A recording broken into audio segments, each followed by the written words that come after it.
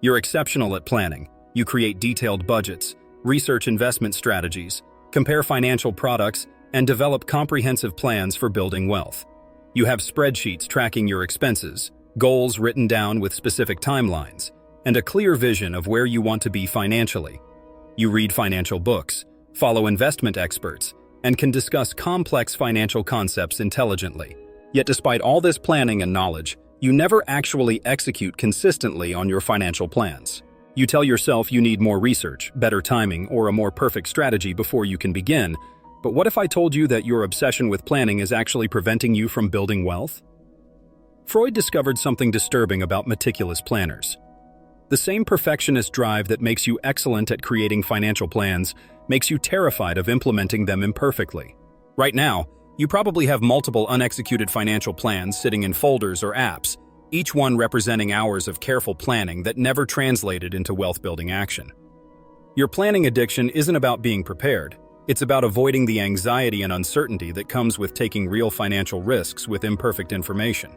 Tell me in the comments, how many detailed financial plans have you created, and how many have you actually executed consistently for more than 6 months?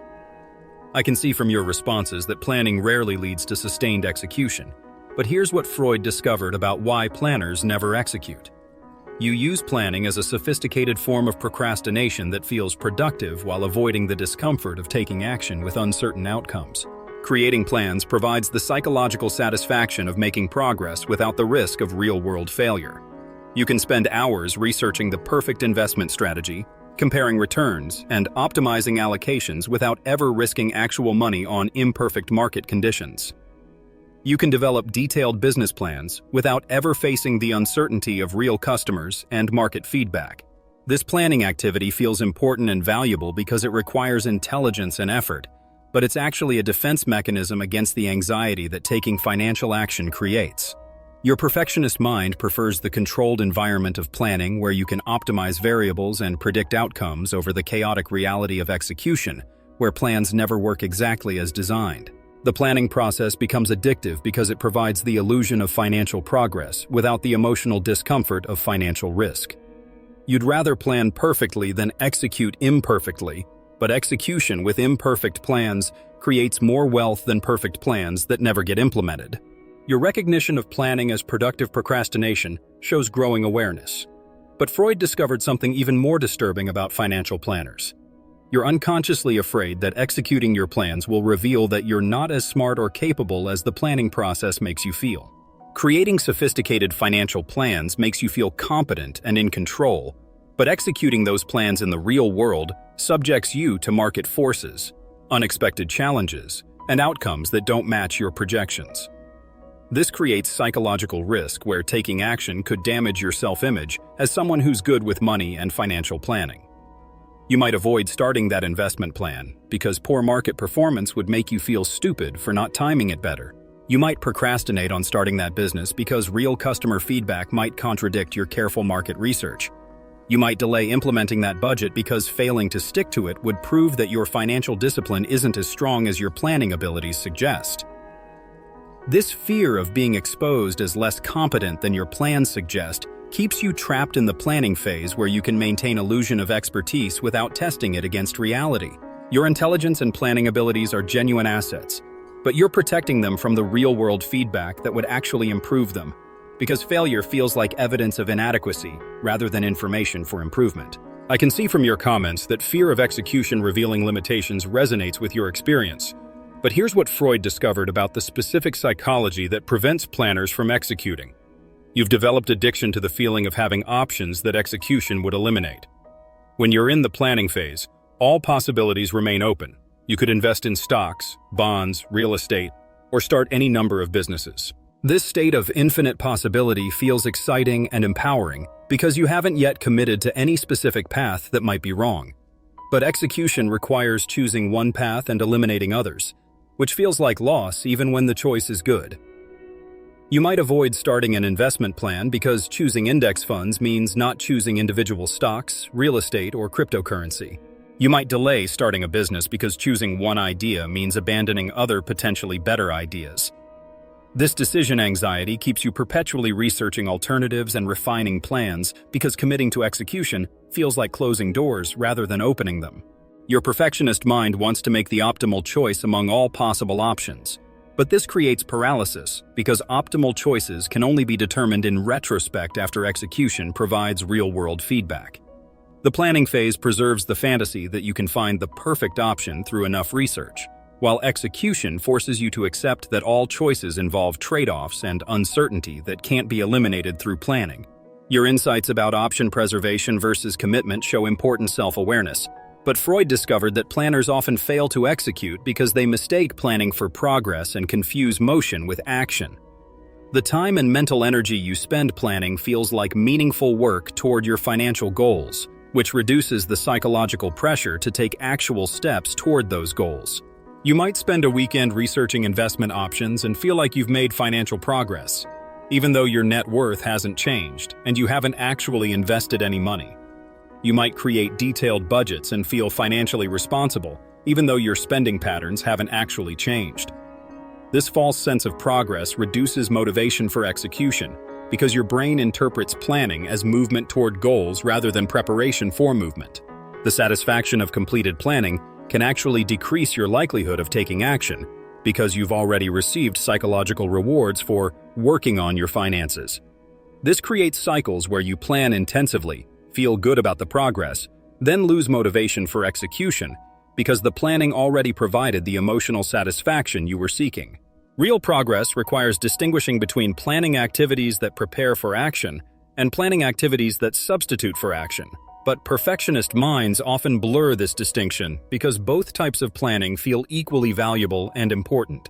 I can see from your responses that planning as false progress describes many of your experiences. But here's what Freud discovered about why financial perfectionists particularly struggle with execution. You have unrealistic expectations about how execution should feel and perform compared to how planning feels and performs. Planning activities are completely under your control. You can research as thoroughly as you want, optimize as precisely as you prefer, and create plans that feel perfect within their hypothetical constraints. But execution involves markets, other people, timing, and countless variables beyond your control that make real-world results messier than planned results. This creates disappointment and frustration when execution doesn't match the clean, optimized experience of planning. You might abandon investment strategies after short-term volatility because the emotional experience of losing money feels worse than the intellectual exercise of modeling different scenarios. You might give up on business ideas after early setbacks because real customer rejection feels more painful than hypothetical market research. This expectation mismatch makes execution feel like failure compared to planning, even when execution is progressing normally.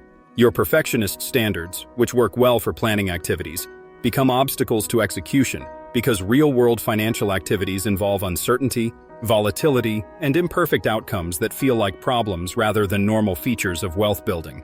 Your recognition of planning versus execution expectations reveals deep psychological patterns, but Freud discovered that planners often avoid execution because they're unconsciously more committed to being right than to building wealth.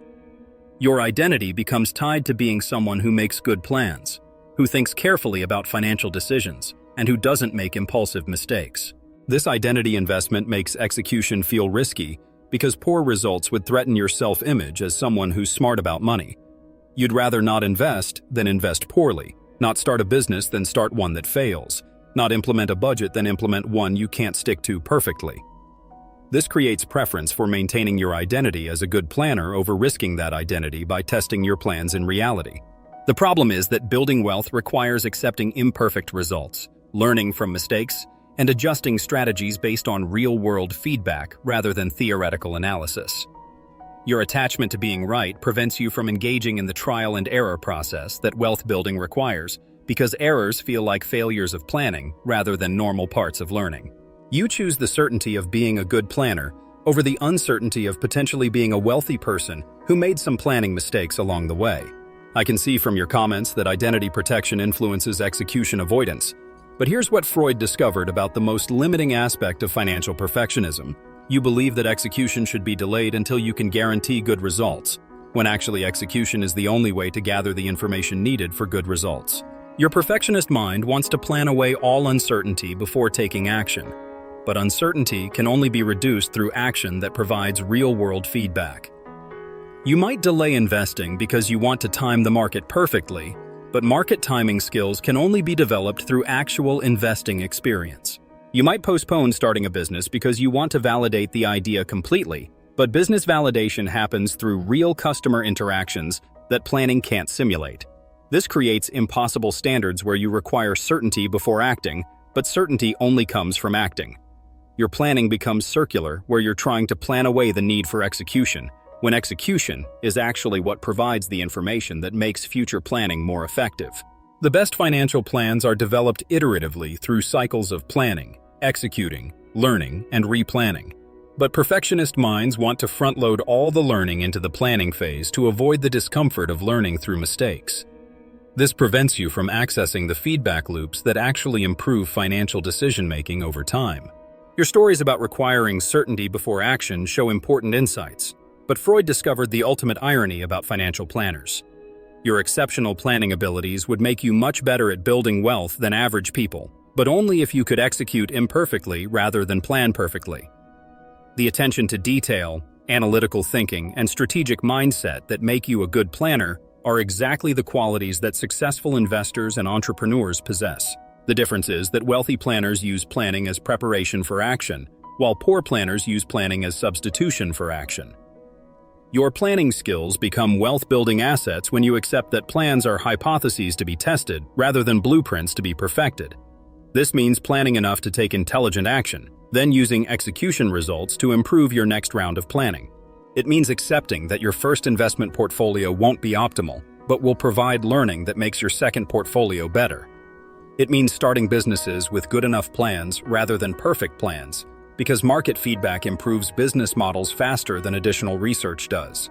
Your perfectionism becomes a wealth-building tool when you apply it to continuous improvement through execution cycles rather than to creating execution-avoiding perfect plans. The goal isn't to plan less carefully, it's to plan for imperfect execution rather than perfect outcomes. As we conclude this exploration into why planners never execute, I want you to understand something profound that Freud discovered. Your planning abilities are genuine strengths that become weaknesses only when they're used to avoid, rather than enable, action. The same analytical capabilities that make you an excellent planner can absolutely contribute to building wealth, but only when those capabilities are directed toward planning for execution rather than planning instead of execution.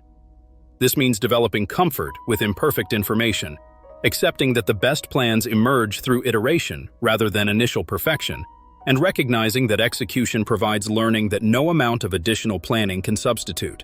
Most importantly, it means measuring success by wealth built rather than by plans created, and understanding that imperfect execution consistently applied outperforms perfect planning that never gets implemented. Your perfectionist tendencies become wealth-building assets when you apply them to getting better at execution rather than avoiding execution until it can be done perfectly. The goal isn't to become less thoughtful about money. It's to become thoughtful in ways that lead to action rather than thoughtful in ways that prevent action. Your planning skills, combined with willingness to execute imperfectly, create a powerful combination for building wealth because you can plan intelligently, act decisively, learn quickly, and adjust effectively based on real-world feedback.